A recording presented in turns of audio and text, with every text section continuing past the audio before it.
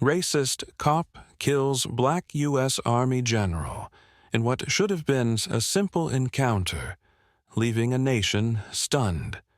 This wasn't just any man. He was a U.S. Army general who had spent decades serving his country with honor and dedication. He had led soldiers, defended freedom, and earned respect from everyone who knew him.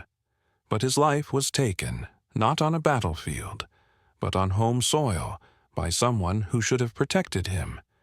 The officer, known for using excessive force and targeting people unfairly, acted without thinking. She saw only the color of his skin, not the man who stood before her. In a moment of prejudice and abuse of power, she made a choice that would change everything. The life she ended wasn't just any life. It was a man who represented service, integrity, and sacrifice. This tragedy wasn't just about the general's death. It was about a system that allows such things to happen. His family, who had always supported his service, was shattered. He was a father, a husband, and a role model. They never imagined they would lose him this way, not to war, but to injustice. The officer believed the story would be forgotten, but she didn't count on his son. The general's son, raised on his father's values of courage and fairness, wasn't about to let this go. Heartbroken but determined, he made it his mission to make sure his father's death wasn't ignored. He decided to fight back, not just for his father, but for every person treated unfairly by those in power. News of the incident spread, and people across the country rallied around the family. Activists, community leaders, and ordinary citizens stood up, demanding justice. This wasn't just about one man anymore. It became a call for change. It was about fixing a broken system and holding people accountable for their actions. The family faced an uphill battle. They were not only grieving their loss but also fighting against a system designed to protect itself. The officer's history of misconduct came to light. For years, her actions had been hidden, but now the truth was exposed. The fight for justice was not easy, but they refused to give up. What happens when a grieving family stands against the system? How far will they go to make sure justice is served? This story is about pain, resilience, and the power of standing up for what is right. Stay with us as we follow a son's journey to honor his father's legacy and fight for a better future. Where are you watching from? Let us know in the comments below. The Black U.S. Army general was not just a decorated officer, but a man who believed in equality and justice for all. Born into a humble family, he worked hard to rise through the ranks, proving his capabilities time and again. His service to his country wasn't just a job. It was a mission to protect the freedoms and rights of every citizen, regardless of their background. He was a family man who valued honesty and integrity above all. At home, he taught his children about courage and fairness, shaping their lives with the same principles that guided his. For decades, he had worn his uniform with pride, standing as a symbol of hope and resilience. The officer, on the other hand, had a different reputation. She had built her career on fear and intimidation, often targeting people unfairly based on her own biases. Known for her aggressive behavior and history of complaints, she had been shielded by a flawed system that rarely held people like her accountable. Her actions weren't about enforcing the law, they were about power. She thrived on the control she could exert over others, using her badge as a weapon. Her colleagues often turned a blind eye, unwilling to confront her misconduct. It wasn't the first time she had crossed the line, but it was the first time she targeted someone who could shake the very foundation of the system she relied on. These two individuals, so different in their values and actions, collided in a moment that would expose not just her behavior, but also the cracks in the system that allowed it. The general's life and the values he stood for were now pitted against the unchecked power of someone who had long misused her authority. This wasn't just a clash of individuals. It was a battle between justice and prejudice, service and abuse, hope and despair. The last moments of the Black U.S. Army general were a testament to his unwavering character. Even in the face of blatant injustice, he remained composed, firm in his belief that truth and justice would prevail. But his life was cut short, not by an enemy in combat, but by the very system he had dedicated his life to defending. The incident was a shock not just to those who knew him, but to the entire nation. News of the tragedy spread quickly, leaving people outraged and heartbroken. The general's name, once synonymous with honor and service, was now attached to a story of deep injustice. His family, devastated by the loss, vowed to seek justice, not just for him, but for everyone who had ever been silenced by systemic failures. The general's son, a quiet but determined young man, stood at the forefront of this mission. The officer responsible for the general's death showed no remorse. Her arrogance and belief in her untouchable status blinded her to the gravity of her actions. She dismissed the outcry, confident that the system that had always protected her would shield her once again. She underestimated the weight of the name and legacy she had tarnished. The general's son was not just grieving, he was planning.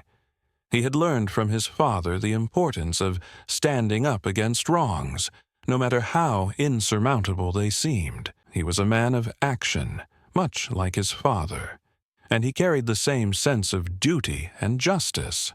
While the officer carried on with her life, oblivious to the storm brewing around her, the general's son began gathering evidence and allies to expose the truth. The public was divided. Some supported the general's family, demanding accountability and systemic reforms, while others sought to downplay the incident, accusing the family of seeking attention. But the general's son knew that the truth was undeniable, and that the officer's actions couldn't be swept under the rug. He leveraged social media, community support, and legal channels to bring the matter to light. The officer started to feel the pressure. Complaints she thought had been buried resurfaced, and her history of misconduct became public knowledge. The spotlight she once used to intimidate others now shone on her own actions. Her confidence began to waver, but her arrogance wouldn't let her admit fault. She continued to deny any wrongdoing, even as evidence mounted against her. The general's son remained steadfast, channeling his grief into purpose. He knew that seeking justice wouldn't bring his father back, but it could prevent others from suffering the same fate. The fight wasn't just about one man. It was about challenging a system that allowed prejudice and abuse to thrive. As the case gained traction, it became clear that this wasn't just a family's fight. It was a national reckoning. The general's son had rallied support, exposing the truth about the officer's actions and the system that protected her. The evidence was overwhelming, and the nation was watching closely. The fight was no longer just about one family. It had become a symbol of the broader struggle for justice and equality. The officer, who had previously dismissed the growing outcry, now felt the walls closing in. Her history of misconduct, once buried under layers of protection, was now laid bare for everyone to see. The arrogance she had carried for so long began to crumble, replaced by fear and regret as the tide turned against her. She had underestimated the power of a grieving family and the support of a determined community. The son, however, wasn't driven by vengeance. His goal was to honor his father's legacy and demand accountability. His father had taught him that real strength lay in standing up for what was right, even when the odds seemed impossible. The son carried this lesson with him, as he worked tirelessly to ensure the officer faced the consequences of her actions. The community played a significant role in amplifying the family's fight for justice. People from all walks of life came together, holding rallies and sharing the story far and wide. Social media was flooded with calls for accountability, making it impossible for the issue to be ignored. The general's name became a rallying cry, inspiring others to stand against injustice in their own lives. The officer, once untouchable, now found herself facing legal action. As the case moved forward, she tried to defend herself, claiming she had acted in the line of duty, but the evidence, combined with witness testimonies, painted a clear picture of prejudice and abuse of power. Her attempts to justify her actions only deepened the public's anger. The son remained composed throughout the process, his resolve unshaken. He understood that the fight was bigger than his family's loss. It was about preventing such tragedies from happening again. He often spoke to the media, urging people to focus on systemic change rather than just one person's punishment. His words resonated, inspiring many to join the movement for reform. The trial became a pivotal moment. As the officer sat in court, facing the consequences of her actions, the son addressed her directly. He didn't speak with anger or hatred, but with a firm and measured tone. He reminded her of the pain she had caused, not just to his family, but to everyone who had ever been a victim of injustice. His words carried the weight of his father's legacy, leaving a profound impact on everyone in the courtroom. The verdict was delivered, and the officer was found guilty. It was a moment of relief for the family and the community, but the son knew the fight wasn't over. The verdict was just the beginning of a larger movement for change. The family pledged to continue their efforts, advocating for reforms that would ensure no one else would have to endure the same pain. The officer, once confident in her untouchable status, now faced the reality of her actions.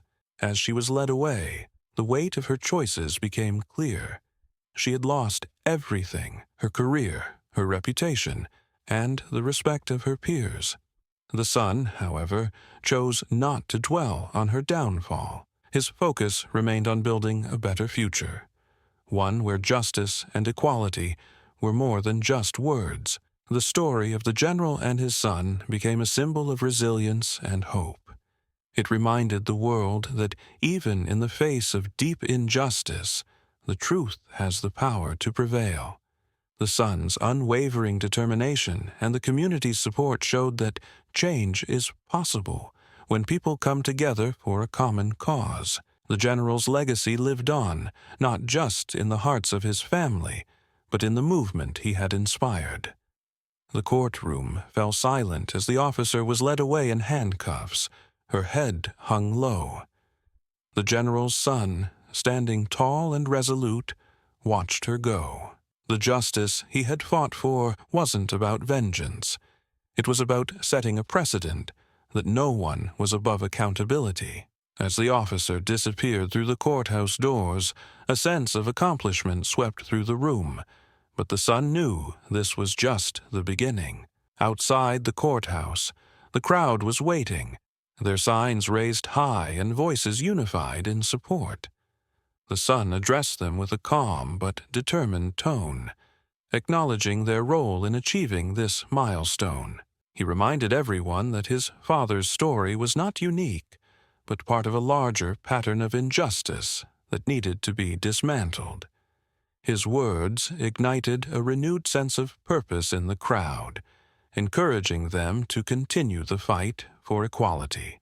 The media coverage of the trial had reached far and wide, drawing attention to systemic issues within law enforcement. The verdict sparked discussions in households, schools, and workplaces across the country. The general's story had become a catalyst for change, shedding light on the need for comprehensive reforms to prevent future abuses of power. The son, despite his personal grief, took on the responsibility of leading the movement his father's death had inspired. He began working with legal experts, activists, and community leaders to draft proposals for policy changes. These included mandatory training on implicit bias, stricter accountability measures for officers, and increased transparency within law enforcement agencies. The son believed that meaningful change required addressing the root causes of injustice, not just punishing individuals.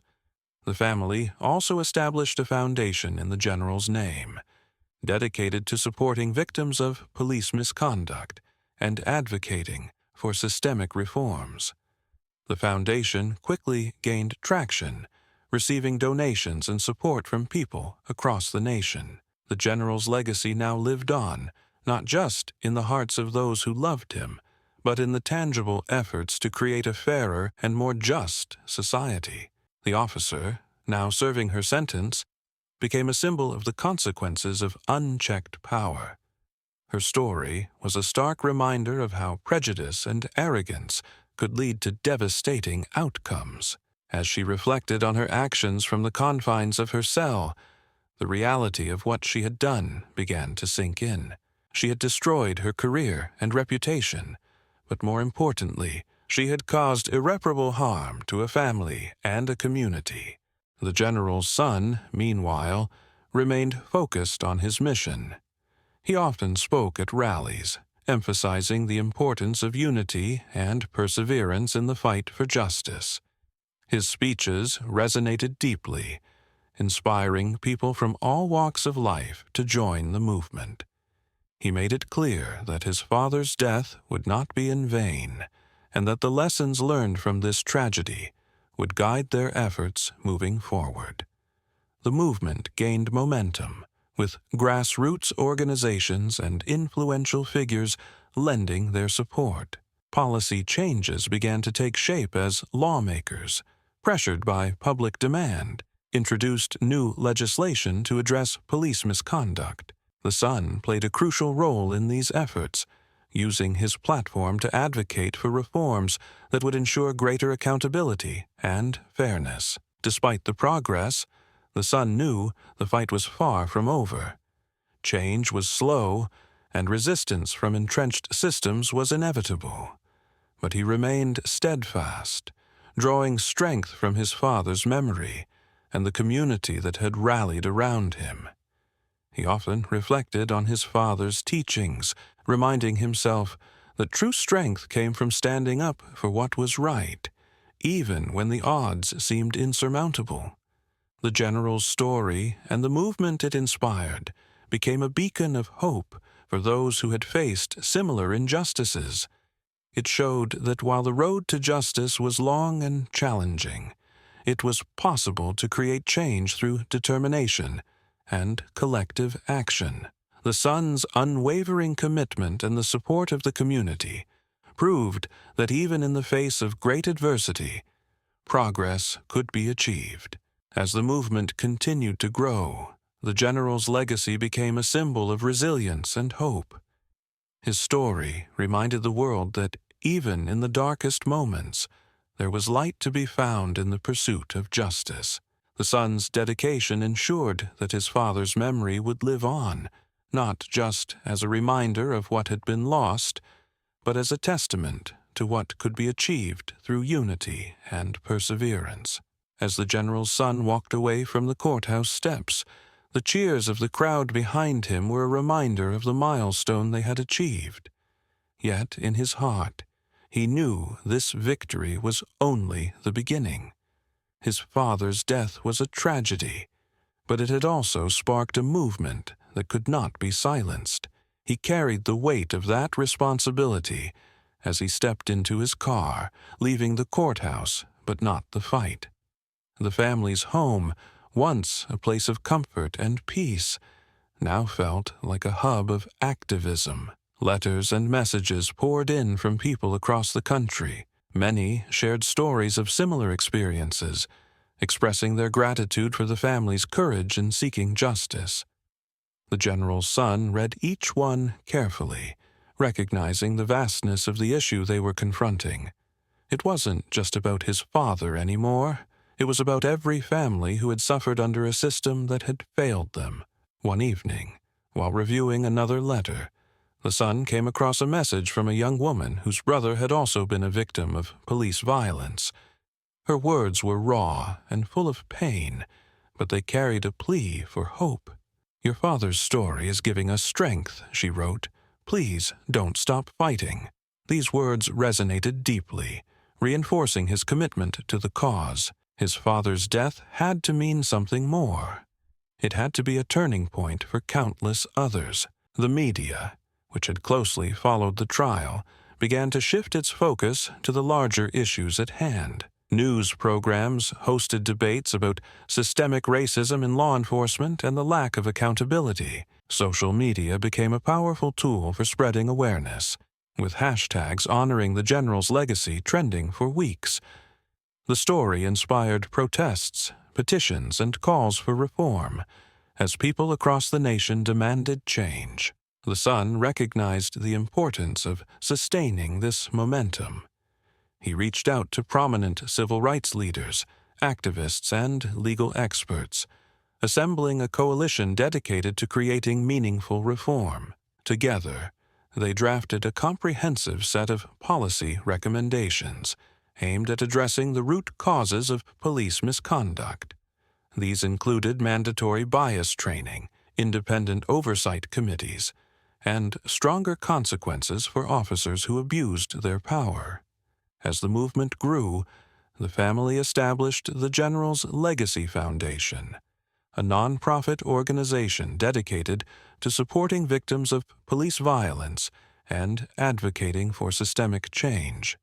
The foundation quickly gained support from communities, corporations, and individuals who believed in its mission.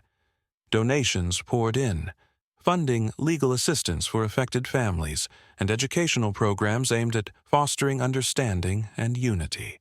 Amid these efforts, the general's son remained a constant presence. He attended rallies, spoke at universities, and met with lawmakers to push for legislative changes.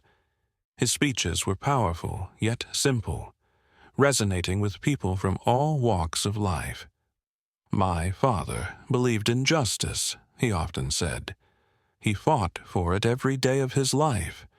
And now it's our turn to continue that fight." The officer who had caused the general's death was now serving time, but the system that had enabled her actions still loomed large. The general's son knew that change wouldn't come easily. Resistance from entrenched interests was inevitable, but he also knew that the strength of their movement lay in its unity. The diverse coalition they had built represented a broad spectrum of voices, each adding depth and resilience to their cause.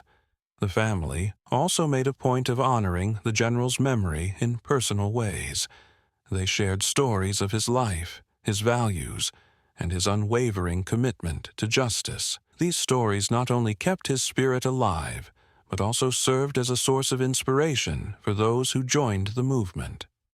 The general's legacy became a beacon of hope, reminding people that even in the face of great adversity, it was possible to make a difference. The general's wife, who had remained a steady force throughout the ordeal, began hosting community forums to foster dialogue and understanding. She believed that meaningful change required not only systemic reform, but also individual growth. "We must challenge ourselves to see beyond our biases," she told attendees. "Change begins with each of us." As months turned into years, the movement achieved several key victories. Laws were passed to increase transparency within law enforcement, and community policing initiatives gained traction. The General's Legacy Foundation became a national organization, expanding its reach and impact. Through these efforts, the family found a sense of purpose that helped them navigate their grief. Despite these successes, the general's son never lost sight of the work that remained. He continued to advocate tirelessly, knowing that the fight for justice was an ongoing journey. His father's death had been a painful reminder of the system's flaws, but it had also ignited a spark of hope and determination in countless others. In quiet moments, the son often reflected on his father's teachings. "Justice is not a destination," the general used to say. "It's a path we must walk every day." These words guided him as he navigated the challenges of leading a movement, reminding him that progress, no matter how slow, was worth pursuing. The general's story, once a symbol of tragedy, had become a rallying cry for change.